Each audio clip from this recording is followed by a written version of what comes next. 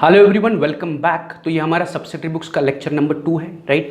कल हमने शुरुआत की थी with introduction to subsidiary books, जिसमें हमने देखा था कि सब्सिडरी बुक्स को बेसिकली 4 ट्रांजैक्शन के हिसाब से कैटेगराइज किया है। कैश ट्रांजैक्शंस के लिए हम 4 अलग अलग सब्सिडरी बुक्स बनाते हैं। क्रेडिट ट्रांजैक्शन के लिए हम 4 अलग अलग सब्सिडरी बुक्स बनाते हैं। बिल ऑफ एक्सचेंज के ट्रांजैक्शन के लिए हम 2 अलग अलग सब्सिडरी बुक्स बनाते हैं। एंड अदर ट्रांजैक्शंस के लिए हम एक सब्सिडरी बुक बनाते हैं, राइट। तो ये टाइप्स ऑफ सब्सिडरी बुक्स है divided according to the type of transaction, right. तो total 4 + 4 8 + 2 10 + 1 11 types of subsidiary books है, राइट। इनमें से बिल ऑफ एक्सचेंज वाले ट्रांजैक्शन के सब्सिडरी बुक्स 11th का सिलेबस नहीं है, वो 12th का सिलेबस है। 12th में जाने के बाद हम बिल ऑफ एक्सचेंज पर पूरा एक चैप्टर पढ़ने वाले हैं, राइट। तो इसलिए वो क्रॉस करके मैंने रखा है कि ये हमारा क्या कहते हैं सिलेबस का 11th का पार्ट नहीं है, राइट। तो हमें क्या क्या पढ़ना है, तो हमें कैश ट्रांजैक्शन के अंदर simple cash book, 2 column cash book, bank book and क्या करना है, हमें पेटी कैश बुक पढ़ना है, राइट। इन पर हर एक पर अलग अलग क्वेश्चन पूछा जाएगा, तो ये हमारा अलग पार्ट है। फिर हमने देखा कि अंडर क्रेडिट ट्रांजैक्शन हमें purchase book, sales book, purchase return book, sales return book बनाना है। इन चारों का मिला के आपको एक क्वेश्चन जनरली एग्जाम में पूछते हैं, बट इसके साथ साथ वो कॉम्बिनेशन में आपको जर्नल प्रॉपर के भी एंट्रीज दे सकते हैं। मतलब आपको वो क्वेश्चन में पूछेंगे कि prepare purchase book, sales book, purchase return book, sales return book and journal proper. तो इन 4 + वो पर एक सम आपको जनरली पूछा जाता है, आपको अलग से जनरल प्रॉपर पर क्वेश्चन नहीं पूछा जाता है, राइट। तो कल हमने already purchase book, sales book, purchase return book and sales return के बारे में इंफॉर्मेशन पढ़ी कि परचेस बुक में we are going to record only credit purchase of goods. 3 condition, purchase होना चाहिए, गुड्स होना चाहिए एंड क्रेडिट पर होना चाहिए। सो क्रेडिट, परचेस ऑफ गुड्स, ये 3 बेसिक कंडीशन है। फिर हमने उसका फॉर्मेट भी देखा, राइट। फिर हमने कल सेल्स बुक के बारे में डिस्कशन किया कि सेल्स बुक में हम केवल वही ट्रांजैक्शन रिकॉर्ड करेंगे जो क्रेडिट सेल ऑफ गुड्स है। उधारी होनी चाहिए, गुड्स होना चाहिए एंड सेल होना चाहिए। तो sale of goods on credit, 3 condition satisfy हुई तो ही वो सेल्स बुक के फॉर्मेट में हम पोस्ट करेंगे। तो सेल्स बुक का फॉर्मेट भी कल हम देखा। फिर कल हमने परचेस रिटर्न का फॉर्मेट देखा। तो परचेस रिटर्न में हम कौन से ट्रांजैक्शन रिकॉर्ड करेंगे, तो परचेस रिटर्न में हम बस वही ट्रांजैक्शन रिकॉर्ड करेंगे जो गुड्स रिटर्न करने की ट्रांजैक्शन है, बट कौन से गुड्स, जो हमने उधार खरीदे थे। तो ये 3 कंडीशन उसके लिए अप्लाई है।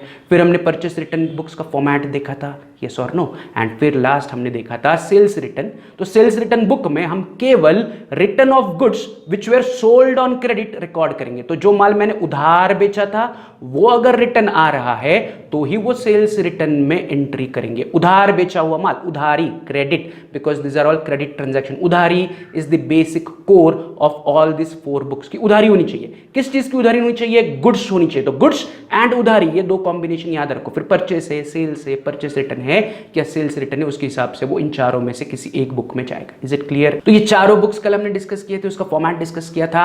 आज हम पढ़ते हैं या समझते हैं what is journal proper. Journal proper is a subsidiary books जिसमें हम बची कुछ ट्रांजैक्शन को रिकॉर्ड करेंगे, या ऐसे ट्रांजैक्शन जो पहली 3 कैटेगरीज में फिट नहीं हो रही है। मतलब ना वो कैश ट्रांजैक्शन है, ना वो क्रेडिट ट्रांजैक्शन है, ना वो बिल ऑफ एक्सचेंज की ट्रांजैक्शन है। तो फिर ऐसे ट्रांजैक्शन हमें जर्नल प्रॉपर में रिकॉर्ड करनी है। तो ऐसी कौन सी ट्रांजैक्शन है वो हम सम सॉल्व करते वक्त देखते हैं कि जो चारों में फिट नहीं हो रहा है या पहले 3 में फिट नहीं हो रहा है, वो चौथे में यानी कि जर्नल प्रॉपर में जाएगा, राइट। तो ये चार्ट सबने कल लिखा था, पढ़ा था, समझा था, राइट। हमने परचेस बुक समझा, सेल्स बुक समझा, परचेस रिटर्न बुक समझा, सेल्स रिटर्न बुक समझा। आज चलते हैं ऑन दी जर्नल प्रॉपर के टॉपिक पर। तो जर्नल प्रॉपर में हम क्या रिकॉर्ड करेंगे, तो जर्नल प्रॉपर में we are going to record all those transaction which will not find place in cash book या कैश ट्रांजैक्शन, क्रेडिट ट्रांजैक्शन या बिल ऑफ एक्सचेंज के ट्रांजैक्शन। ऐसी सारे ट्रांजैक्शन हम जर्नल प्रॉपर में रिकॉर्ड करेंगे। बट जर्नल प्रॉपर दिखता कैसे है, तो journal proper is nothing but हमारा journal proper is nothing but, जैसे हम अभी फर्स्ट चैप्टर में जर्नल बनाया सीखा, तो journal proper is nothing but journal.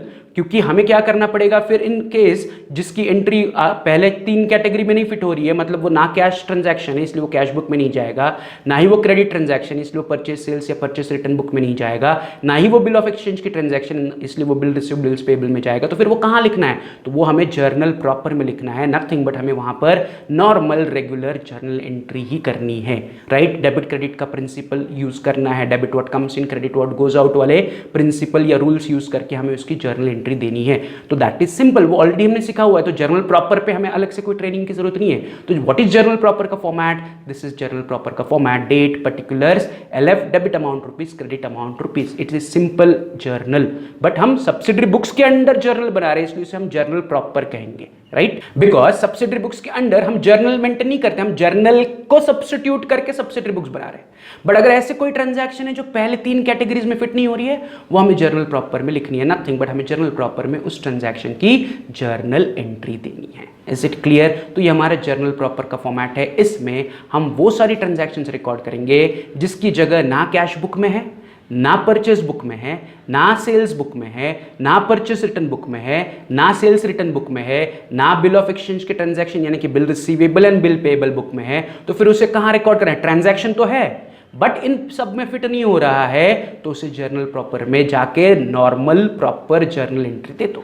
Is it clear? Right? तो ये जर्नल प्रॉपर है हमारा। तो हमारा ये 5 फॉर्मेट हो गया। कल हमने परचेस बुक का फॉर्मेट, सेल्स बुक का format, purchase return, sales return and आज हमने जर्नल प्रॉपर का फॉर्मेट देखा। तो अब इमीडिएटली हम जंप करते हैं ऑन अ क्वेश्चन। तो आज हम कौन सा क्वेश्चन सॉल्व करने वाले हैं? तो हम आपके टेक्स्ट बुक में से इलस्ट्रेशन नंबर 7 पढ़ने वाले हैं एंड सॉल्व करने वाले हैं, राइट? तो पहले पढ़ते हैं, फिर उसे उन्होंने क्या पूछा उसके हिसाब से हम क्वेश्चन को सॉल्व करते हैं। Is it clear? तो क्या कह रहे हैं वो? Enter the following transaction of Messrs Kirti in purchase book, sales book, purchase return book, sales return book. तो वेरी क्लियरली वो कह रहे हैं कि ये जो ट्रांजैक्शंस उन्होंने दी है मेसर्स कीर्ति, तो कीर्ति नाम का कोई बिजनेसमैन है या कीर्ति नाम की कोई बिजनेस वुमन है, ये उन्होंने ट्रांजैक्शंस दी हुई है आपको 1 तारीख से लेके 31 तारीख तक। तो आपको इन ट्रांजैक्शंस को purchase book, purchase return book, sales book and sales return book में आपको एंट्री करना है। Prepare purchase book, sales book, purchase return book and sales return book, right? तो पहले क्या करते हैं? फटाफट इसका फॉर्मेट रेडी करते हैं, राइट? तो आ जाओ फ्रेश पेज पर, आपके नोटबुक ऊपर लिखो in the books of always Messrs Kirti, in the books of what? Messrs Kirti. फिर नीचे में बना रहा हूं परचेज बुक, तो परचेज बुक का फॉर्मेट एक 10 लाइन के लिए बना, ज्यादा जरूरत नहीं है, हाफ पेज के लिए बना। परचेज बुक हाफ पेज का बनाओ। फिर नीचे लिखो सेल्स बुक, उसके भी नीचे हाफ पेज का सेल्स बुक बनाओ, राइट? तो परचेज बुक मैंने बनाया, फॉर्मेट वही हमारा कल वाला कि डेट, फिर नेम ऑफ सप्लायर, फिर इनवर्ड इनवॉइस नंबर, फिर LF and amount rupees. Sales book का भी जो कल मैंने डिस्कस किया था उसी प्रकार से मैं फॉर्मेट बना रहा हूं। अगले पेज पर आ जाओ। अगले पेज पर मैं ऊपर बनाऊंगा परचेस रिटर्न बुक, राइट? फिर से हाफ पेज का परचेस रिटर्न बुक बनाओ, फिर बनाओ sales return book, half page का सेल्स रिटर्न बुक, राइट? तो मैं आपको क्या कर रहा हूं? 2 मिनट का टाइम दे रहा हूं। वीडियो को अभी पॉज करो, फॉर्मेट को कंप्लीट करो, राइट? एंड फिर हम एक साथ सम को डिस्कस करके सॉल्व करते हैं। Is it clear?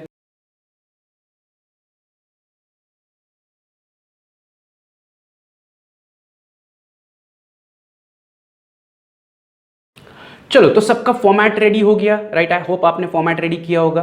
अब चलते हैं ऑन ट्रांजैक्शंस पर। एक एक करके मैं ट्रांजैक्शंस पढ़ूंगा, राइट? उसे मैं सेग्रीगेट करूंगा, वेदर इट इज सेल्स की ट्रांजैक्शन, उधार है या नहीं, right? Whether it is purchase की transaction, whether it is purchase return की ट्रांजैक्शन या सेल्स रिटर्न की ट्रांजैक्शन, राइट? अब no debit, no credit, no element segregation, nothing. But अभी आपको बस इतना ही सोचना है कि जो ट्रांजैक्शन है वो हम खरीद रहे हैं, गुड्स खरीद रहे हैं, उधार खरीद रहे हैं, या गुड्स को उधार बेच रहे हैं, या उधार बेचे हुए गुड्स वापस आ रहे हैं, या उधार खरीदे हुए गुड्स हम रिटर्न कर रहे हैं। Is it purchase, it is sales, या इज इट परचेस रिटर्न या सेल्स रिटर्न। इन 4 कैटेगरीज में आपको डिवाइड करना है। अगर वो इन 4 में फिट नहीं हो रहा है तो फिर हम उसे रिकॉर्ड नहीं करेंगे। Getting what I am saying? अगर इन 4 में फिट नहीं हो रहा है तो उसे हमें रिकॉर्ड नहीं करना है, एंड में हम उसके लिए नोट लिखेंगे। Is it clear? तो चलते हैं ऑन द फर्स्ट ट्रांजैक्शन। वो कह रहे हैं 1 तारीख या 1 March, sold goods to Sudhakar store ₹39,000 at 10% trade discount. हमने सुधाकर स्टोर को 39,000 रुपीज के गुड्स बेचे, बट जब मैंने बेचा तो मैंने उनको 10% का डिस्काउंट ऑफर किया, राइट? अब पहले तो मुझे ये कैटेगराइज करना पड़ेगा। Am I selling goods? Answer is yes, goods है। Am I selling it on credit? Answer is yes, because उन्होंने फॉर कैश नहीं बोला और सामने वाली पार्टी का नाम दिया। तो जब भी सामने वाले पार्टी का नाम दिया जाएगा हम हमेशा क्या एज्यूम करेंगे कि यस, हमने सुधाकर को गुड्स बेचे। कैसे? उधार। फॉर कैश नहीं बोल रहे, मतलब उधार, राइट? तो यहां पर सेल भी हो रहा है, उधारी भी है, एंड गुड्स भी है, तो मेरी तीनों कंडीशन सेटिस्फाई हो रही है, तो ये ट्रांजैक्शन में उठा के कहाँ लिखूंगा, सेल्स बुक में लिखूंगा, राइट। अब जब मैं सेल्स बुक में लिखूंगा, पहले तो डेट कॉलम में लिखूंगा मार्च 2018, जैसे हम हमेशा जर्नल में लिखते थे उसी प्रकार यहां पर मार्च 2018। उसके नेक्स्ट लाइन पर लिखूंगा 1 तारीख, राइट। नेम ऑफ कस्टमर, किसे बेच रहा हूं मैं गुड्स, सुधाकर स्टोर, तो मैं यहां पर लिख रहा हूं सुधाकर स्टोर, राइट। उन्होंने इनवॉइस नंबर कुछ नहीं कहा है, एलएफ के बारे में कुछ नहीं कहा है।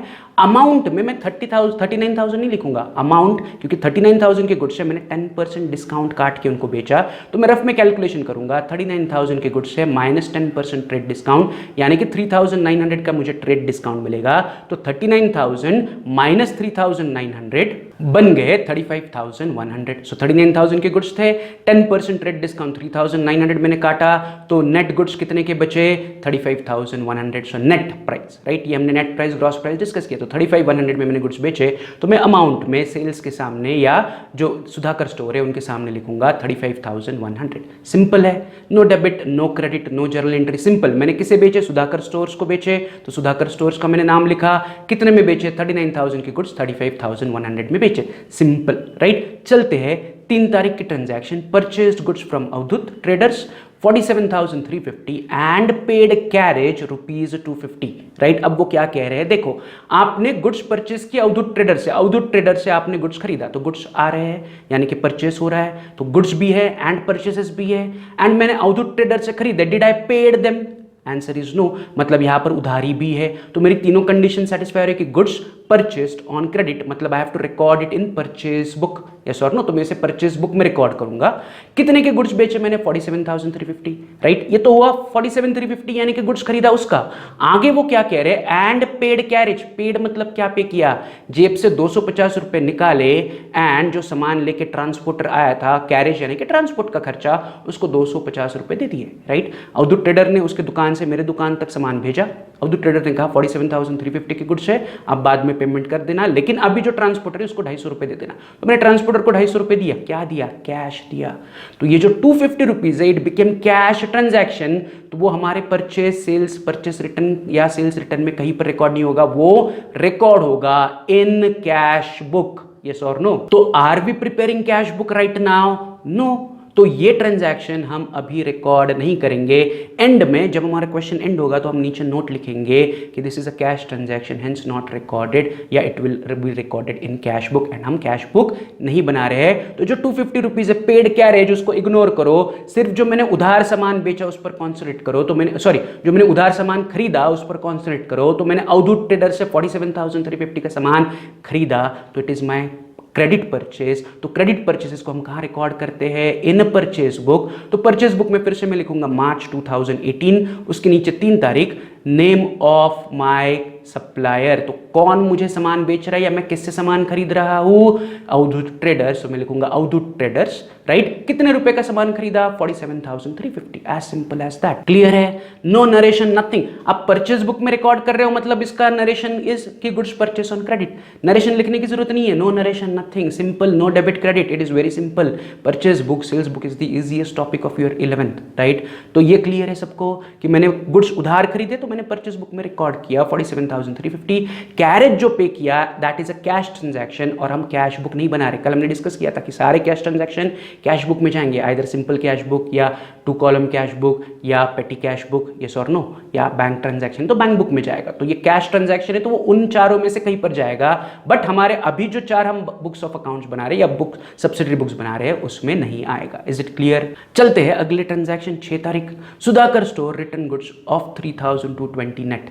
अब हमने क्या किया था, देखो 1 तारीख को सुधाकर स्टोर को माल बेचा था जो हमने सेल्स बुक में दिख रहा है। अब सुधाकर स्टोर ने उसमें से 3,220 का नेट, नेट मतलब इट इज फाइनल अमाउंट, इसमें डिस्काउंट फिर से काटने की जरूरत नहीं, net is the final amount. Gross यानी कि बिफोर डिस्काउंट, नेट यानी कि after discount. When they are saying net तो आपको कुछ सोचने की जरूरत है, नेट मतलब एज इट इज रिकॉर्ड करना है। Is it clear. तो सुधाकर स्टोर ने क्या किया, गुड्स रिटर्न किए। कौन से गुड्स रिटर्न किए थे, जो हमने उन्हें सेल किए थे, जो हमें यहां पर सेल्स बुक में एंट्री दिख रही है।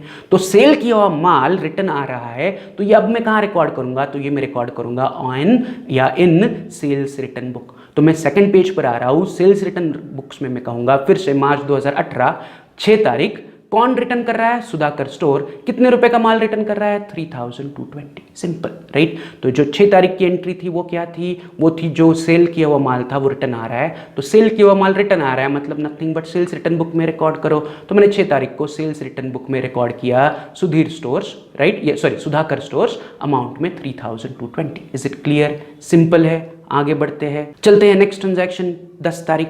Cash purchase 18,600 and cash sales 16,000, right. वो क्या कह रहे हैं? कैश परचेस मतलब कैश देके सामान खरीदा, एंड कैश सेल्स मतलब कैश लेके सामान बेचा।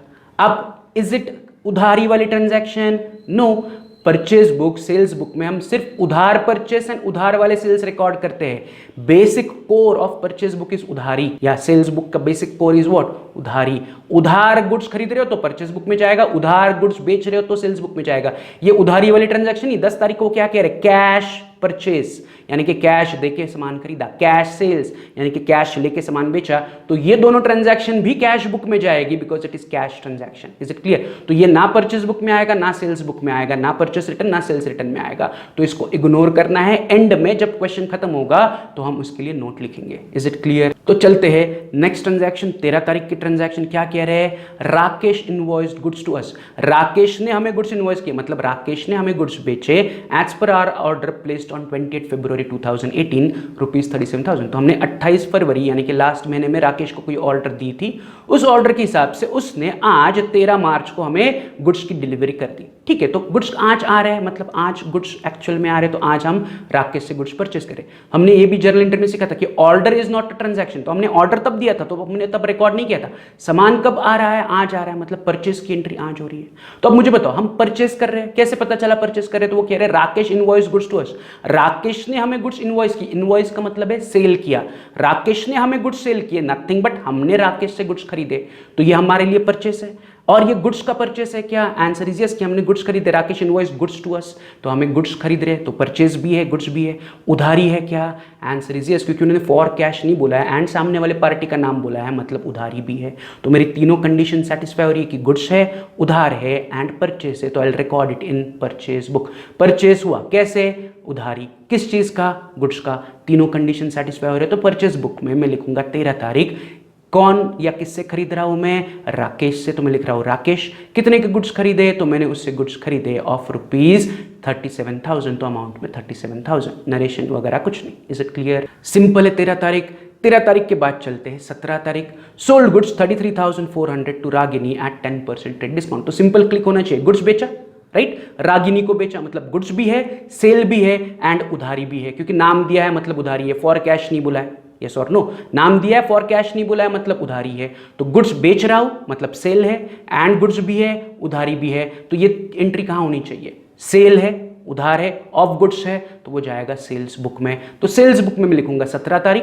किससे बेच रहा हूं? रागिनी को। लेकिन 33,400 के गुड्स को मैं 10% डिस्काउंट काट के बेच रहा हूं, तो मैं रफली कैलकुलेट करूंगा 33,400 माइनस 10% डिस्काउंट मतलब रागिनी को मैंने अमाउंट या मैंने गुड्स बेचे 30,060 रुपए में। कितने में बेचे? 30,060। कैलकुलेशन देखो कितने के गुड्स थे? 33,400 माइनस 10% यानी कि 3,340। तो 33,400 माइनस 3,340, नीचे बचे 3,060। तो मैं रागिनी के सामने सेल्स बुक में लिखूंगा 3,060। Is it clear? सिंपल ये वाला भी ट्रांजैक्शन। चलते हैं नेक्स्ट ट्रांजैक्शन पर, दैट इज 20 तारीख। 20 तारीख को वो कहते हैं return goods to Rakesh 3,850 as they were defective. Return goods to Rakesh मतलब हम राकेश को रिटर्न कर रहे हैं, राइट। अगर हम रिटर्न कर रहे हैं राकेश को, तो कौन से गुड्स रिटर्न कर रहे हैं? जो हमने राकेश से खरीदे थे। रिटर्न तभी पॉसिबल है ना जब इधर आप खरीदोगे या बेचोगे पहला। तो अगर आप परचेस बुक में देखोगे तो ऑलरेडी हमने राकेश के नाम पर 37,000 की परचेस की एंट्री की थी, यस और नो। तो इसी 37,000 में से कुछ सामान डिफेक्टिव था तो हम राकेश को रिटर्न कर रहे हैं। तो जो खरीदा हुआ गुड्स है वो हम रिटर्न कर रहे हैं, तो इसकी एंट्री बट ऑब्वियस कहाँ होगी? परचेस रिटर्न में। तो मैं सेकंड पेज पर आ रहा हूँ, परचेस रिटर्न बुक में एंट्री कर रहा हूँ। फिर से पहली एंट्री है परचेस रिटर्न में, तो मैं पहले डेट लिख रहा हूँ मार्च 2018।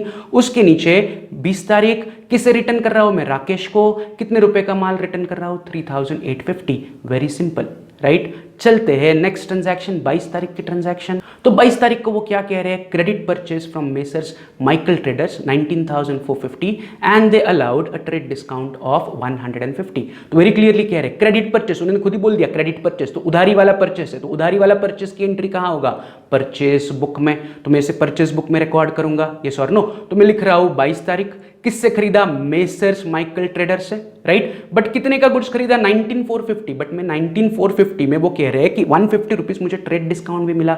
तो मैं रफली कैलकुलेट करता हूं, गुड्स 19,450 माइनस ट्रेड डिस्काउंट 150, उन्होंने डायरेक्टली अमाउंट ही दिया आपको 150, तो 19,450 माइनस ट्रेड डिस्काउंट 150, यानी कि मैंने 19,300 में गुड्स को खरीदा। Is it clear. तो मैं यहां पर परचेज बुक में मेसर्स माइकल ट्रेडर के सामने 19,300 रुपीज लिखूंगा। इजी है।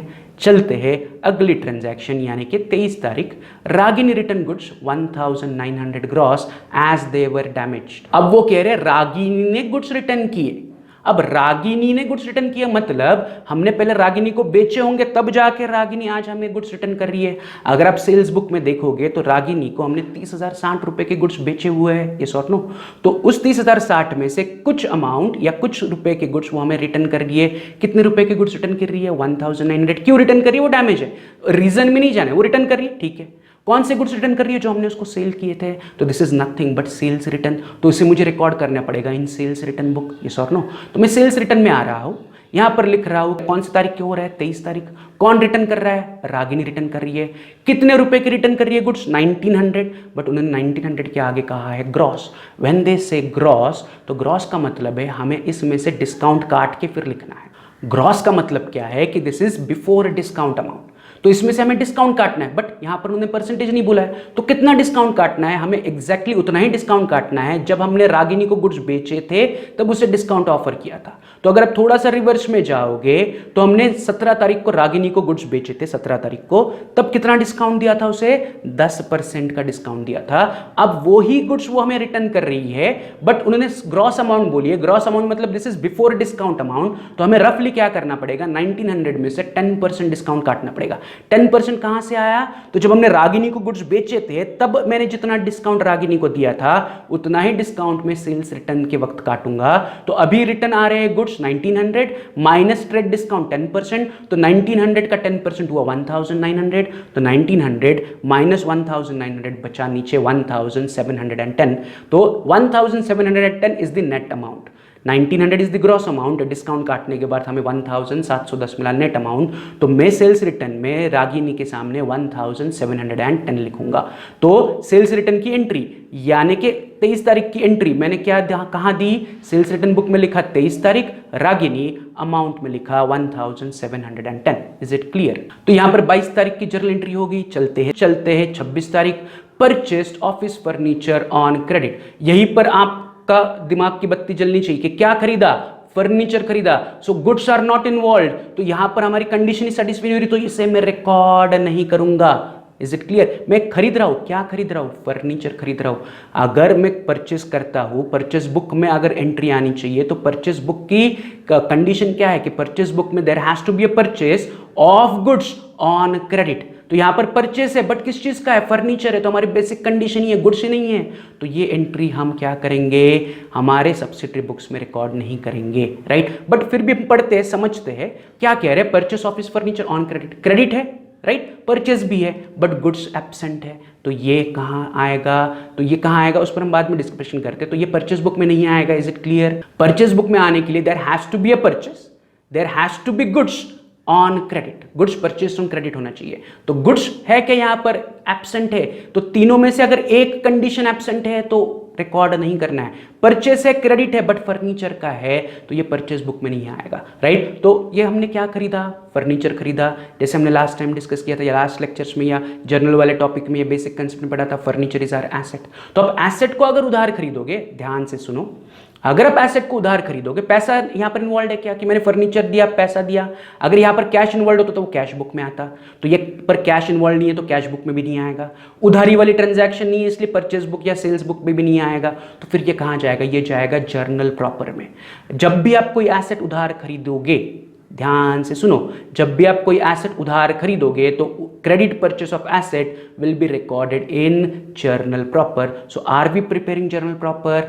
नो। क्यों? क्योंकि उन्होंने नहीं पूछा है। तो हम क्या करेंगे, इस एंट्री को अभी रिकॉर्ड नहीं करेंगे क्योंकि हम जर्नल प्रॉपर रिकॉर्ड या जर्नल प्रॉपर नहीं बना रहे हैं। तो हम क्या करेंगे, फिर से क्वेश्चन सॉल्व होने के बाद नीचे क्या करेंगे, नोट में लिखेंगे कि this is not part of this subsidiary books, it will be recorded in journal proper, and journal proper हम नहीं बना रहे हैं। Is it clear? तो इसे इग्नोर करो। चलते हैं 29 तारीख, second last transaction, purchase goods from Garima stores ₹8,000 and sold them to Sunita at 25% profit on cost, right. तो ये वाली ट्रांजैक्शन हम सॉल्व करेंगे कल के लेक्चर में, क्योंकि इसमें हमें थोड़ा ज़्यादा डिस्कशन करना है, कुछ समझना है इसका पार्ट, राइट। यहाँ पर दो चीज़ें हो रही है, आप गरिमा से गुड्स खरीद रहे हो और इमीडिएटली वो गुड्स आप क्या कर रहे हो, सुनीता को बेच रहे हो, लेकिन सुनीता को बेचते वक्त आप प्रॉफिट में बेच रहे हो। तो इसका करना क्या है, हम कल आने के बाद देखते हैं। तो 29 and 31 I am keeping pending, इसे कल आने के बाद देखते हैं। फिर हमें कल ये भी देखना है कि इन सब्सिडरी बुक्स को क्लोज कैसे करना है। Is it clear? तो आज का आपका काम यही है कि फिर से इन्हें रिवाइज करो,